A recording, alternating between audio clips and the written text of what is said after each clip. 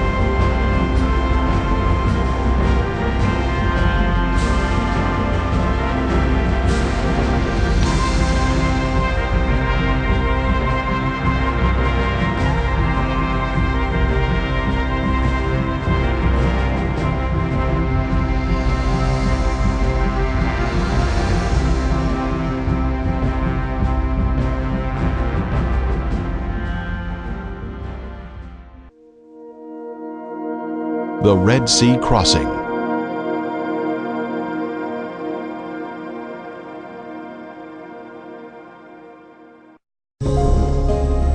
Egypt is steeped with a grand history of ancient science, technology, and beautiful structures.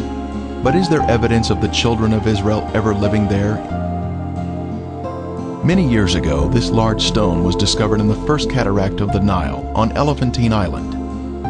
The inscription states, "For 7 years, there had been no satisfactory inundation of the Nile. As the result of this, grain of every kind was very scarce. In this terrible trouble, King Chesser remembered the god Imhotep, who had once delivered Egypt from a similar calamity." Imhotep can be found in Egyptian history in many places, and it appears he was a sage who was elevated to a god over a period of centuries after his death. Perhaps most confident was Imhotep, the architect who probably conceived of building Zozer's tomb completely from stone. Known as a sculptor, a priest, a healer, Imhotep is considered the preeminent genius of the Old Kingdom. Imhotep had even saved his country from famine. Could Imhotep and Joseph have been one and the same person? We head to Saqqara, Egypt, a short distance south of Cairo. This is where the first pyramid was built in ancient Egypt. It is called the Step Pyramid due to the distinct levels in its shape.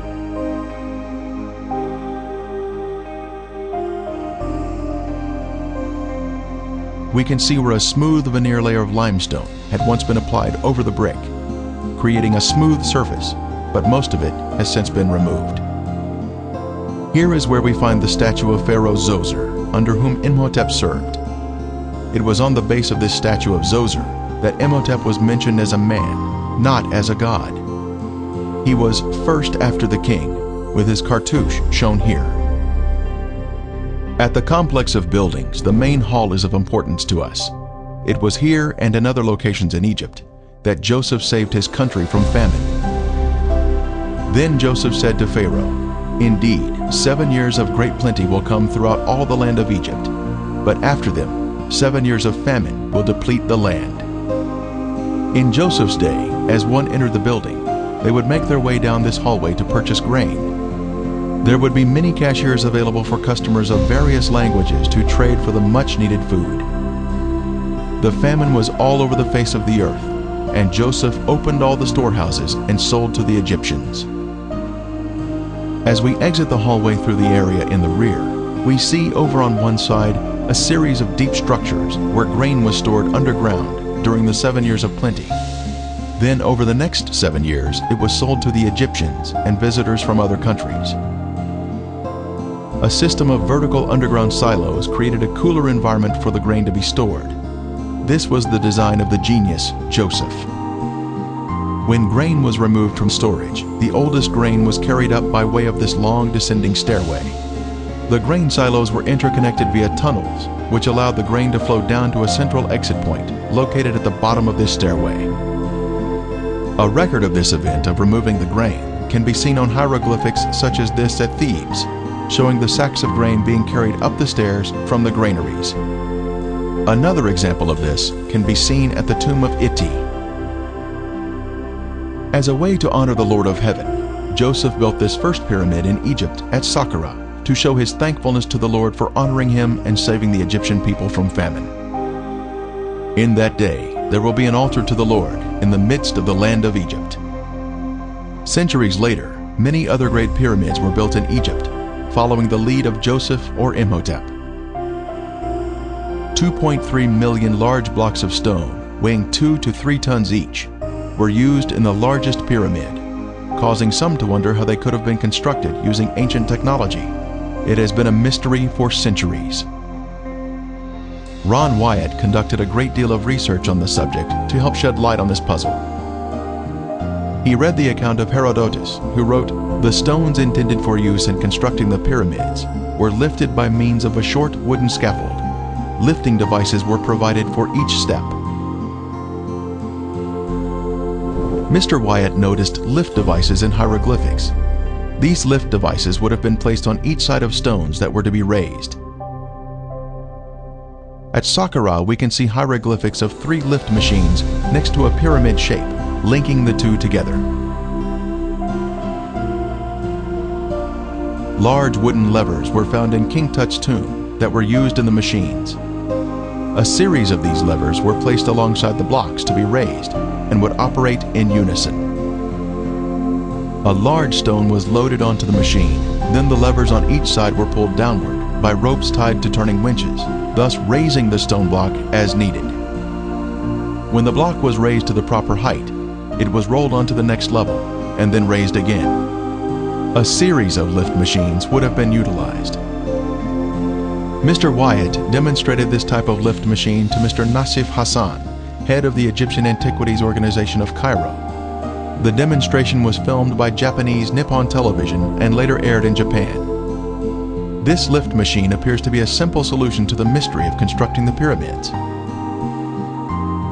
When Moses was a baby, his adoptive Egyptian mother was Hatshepsut, and Moses' name was Senmut. The serpent on his forehead signifies his title of prince. As an adult, Moses' Egyptian name was Tutmosis II. A side profile of Moses demonstrates his distinctive Hebrew-shaped nose.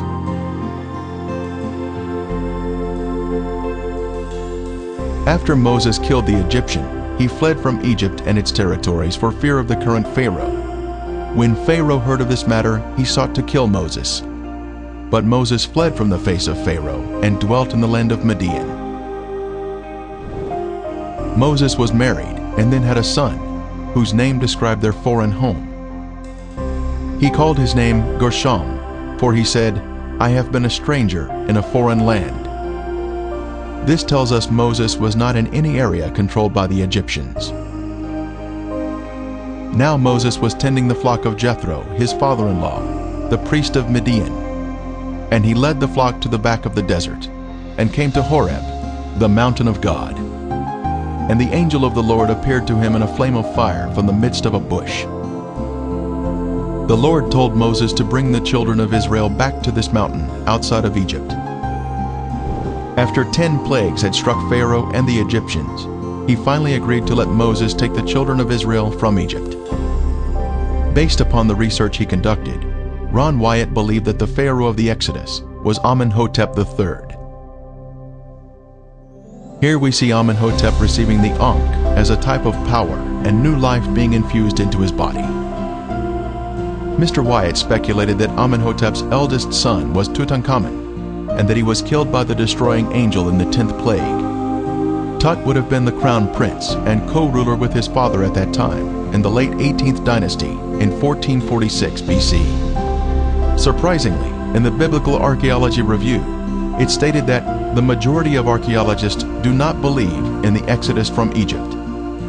Tradition has told us that the Exodus from Egypt led the children of Israel to the Sinai Peninsula, but no evidence has been found of their having been in that location for 40 years.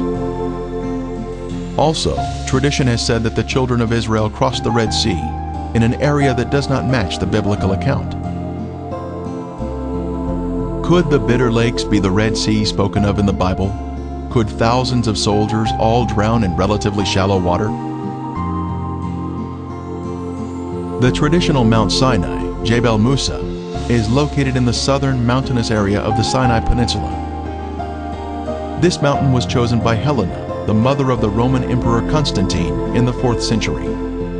It was not chosen by any archaeological evidence at the site, but was based upon the dreams of Constantine, and subsequently chosen by Helena as Mount Sinai. Later, in the 6th century, the Emperor Justinian built St. Catherine's Monastery at the foot of the mountain to establish a sense of authenticity to the site.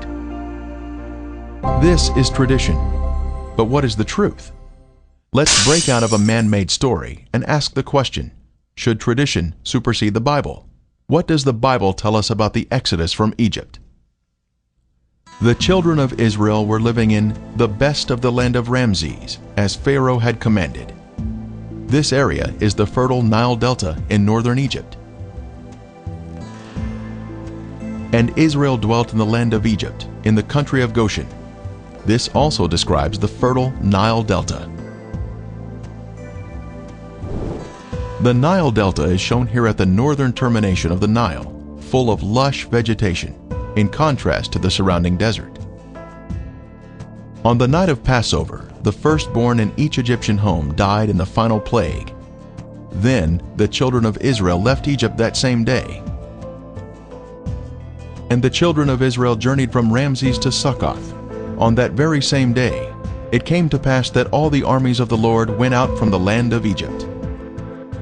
On the day of Passover, the children of Israel crossed the canals of the Nile and became an organized unit at Succoth. They had left the country of Egypt proper, but they were still in territory controlled by the Egyptians. So God led the people around by way of the wilderness of the Red Sea. The wilderness of the Red Sea is what we call today the Sinai Peninsula, which is surrounded on two sides by the Red Sea. It was through the northern region of the peninsula that they traveled day and night, making their rapid escape from the hands of Pharaoh. During the day they were shaded by the pillar of cloud that would have also provided moisture for them. At night, the pillar of fire would have given them light for their journey. At Etham, they turned south and headed through the mountains in the wilderness of the Red Sea, traveling through a narrow canyon, then stopping at the Red Sea. This expanse of water is called the Gulf of Aqaba today, but in Moses' day it was called the Red Sea. King Solomon also built a fleet of ships at Ezion-Geber, which is near Elath, on the shore of the Red Sea, in the land of Edom. Ancient Elath is modern-day Eilat, Israel. Our modern Gulf of Aqaba is the ancient Red Sea, or Yam Suf. This is the beach where the children of Israel were trapped with nowhere to escape. The Egyptian army was fast approaching, and it appeared death was imminent. The children of Israel cried out, "Because there were no graves in Egypt, have you taken us away to die in the wilderness? Why have you so dealt with us to bring us out of Egypt?" The children of Israel were already out of Egypt when they were preparing to cross the Red Sea. This would exclude any crossing of the Bitter Lakes or the Gulf of Suez. It was at this site that God was preparing to demonstrate to prove His loving care for them. This is the large beach on the Gulf of Aqaba, called Nuweiba, Egypt. This is where it appeared that the forces of darkness were about to be triumphant, but God was in control. Across the Gulf is the land of Midian and the holy mountain of God.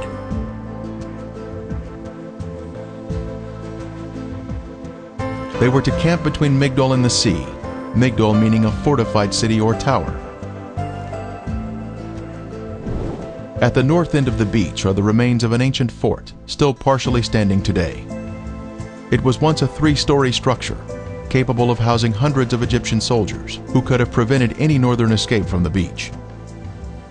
The location is precisely at the narrowest point of land, between the mountains and the sea, in order to control the movement of travelers through the area. The fortress today is receiving a fresh coat of stucco, which is unfortunately covering up the original stone blocks. At the front of the fortress, we were able to see the stonework that formed the entrance into the structure.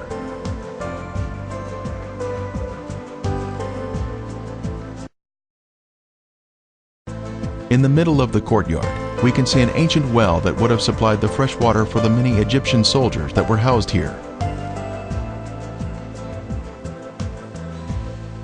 Outside, we can see how tall the structure had been in its former days, a full 3 stories in height.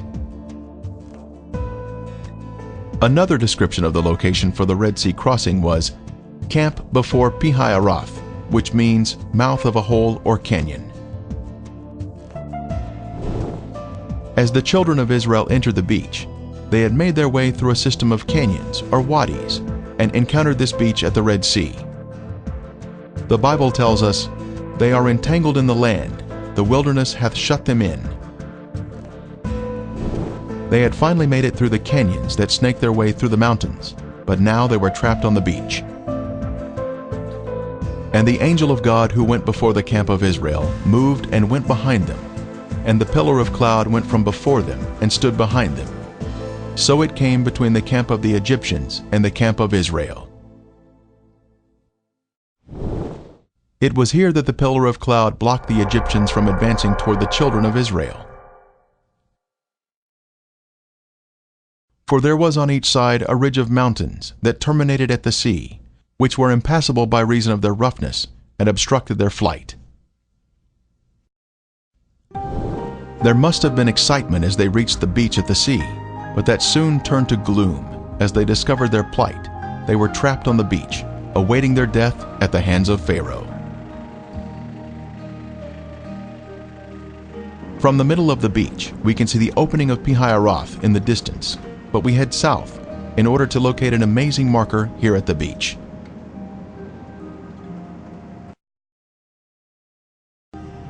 Near the road, we see this large pillar. 78 during his first visit to this beach. It had fallen down and was lying in the edge of the water, but today it is about 500 feet from the sea and has been set in concrete.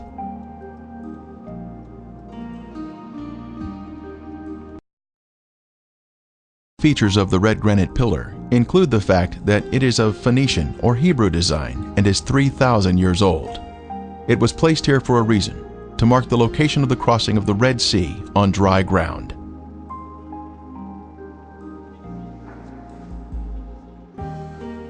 This pillar is even mentioned in the Bible, a pillar to the Lord at Itz, Egypt's border.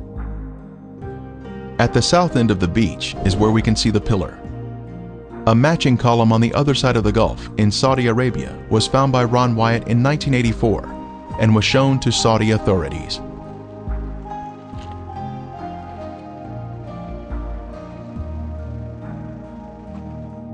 On the Saudi pillar were Hebrew inscriptions which included the words Pharaoh, Mizraim or Egypt, Moses, death, water, Yahweh, Solomon, and Edom. The inscriptions on this column have been removed, since the Egyptians living here were not excited about a Hebrew celebration marker, located in their own backyard. Using Google Earth, one can zoom in on the beach here and spot the pillar standing near the road. This is an exciting use of technology to see the Bible come alive.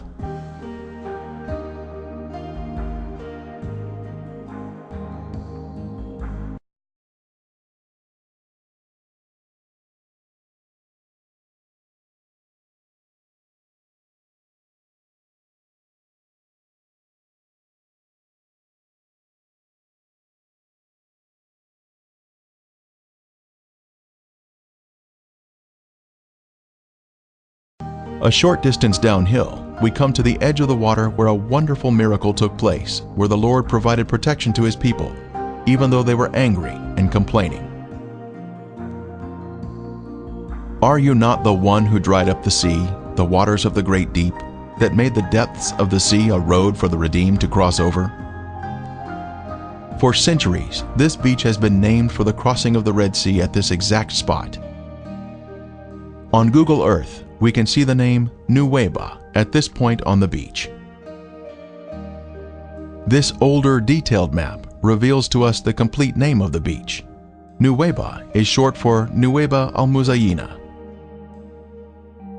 The name on this beach, Nuweiba al-Muzayina, gives us confirmation that we are in the correct location. The translation of that name means waters of Moses opening. This is where the waters opened by the hand of God. The Lord demonstrated to His people that He would be their protector.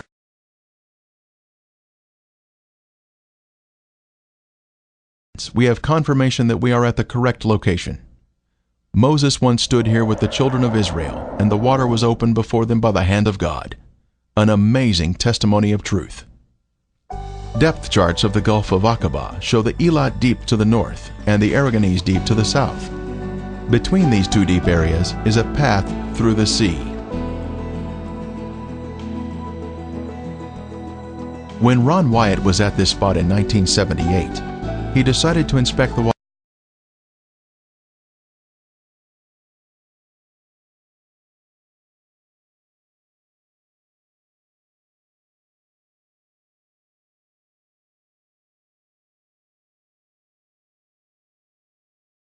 Is very clear, with high visibility. Investigations have revealed artifacts which confirm our previous conclusions about the site. The sea floor is smooth and contains gradual contours. Our first artifact to inspect is this chariot wheel that still has 3 of its 4 spokes, plus the hub is extending upward. We see 90-degree angles here, which are a sign of man-made structure. The Lord looked down upon the army of the Egyptians, and He took off their chariot wheels.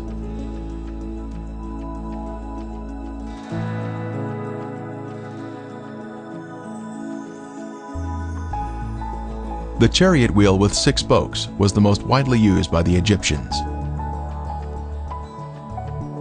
Egyptian chariots were known to use metal hubs in the center of the wheels. Using metal detectors, divers have found metal in the raised hubs that are now covered in coral. Here we see another 4-spoked chariot wheel with 1 spoke missing and a center raised hub. The coral here has preserved the chariot parts by retaining the man-made structure, even after the wood has disappeared. Here we see another wheel suspended on its axle, standing at attention. It has 6 spokes and a raised center hub.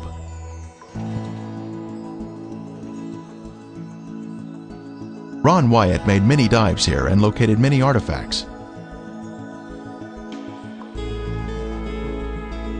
This could have once been a chariot cab. This appears to be another round chariot wheel.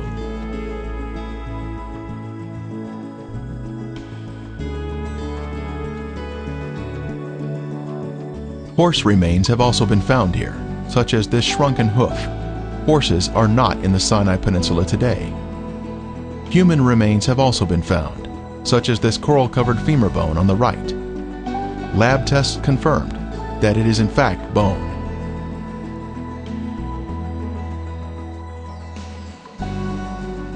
Other bones have also been found. A cross-section reveals the bone inside the coral.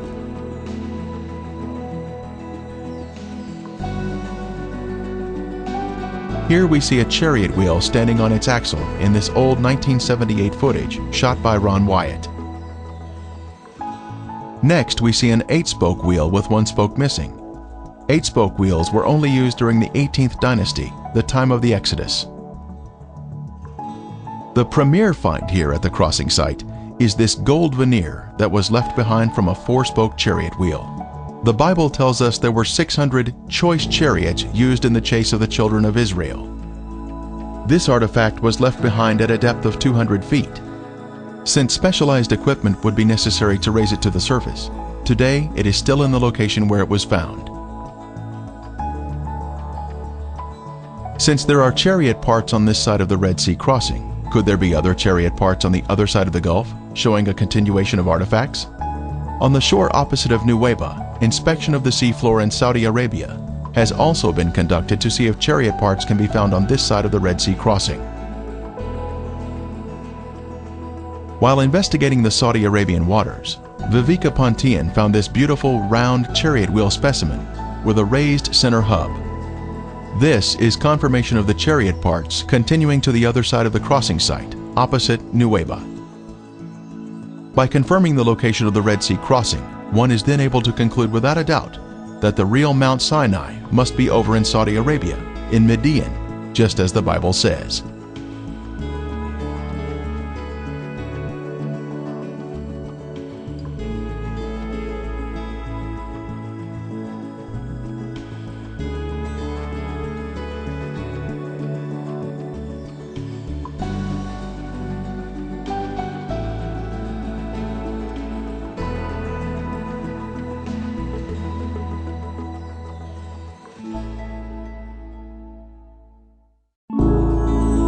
The Red Sea Crossing. You may order a copy of this program through ArkDiscovery.com. See ArkDiscovery.com to become a direct seller of this DVD.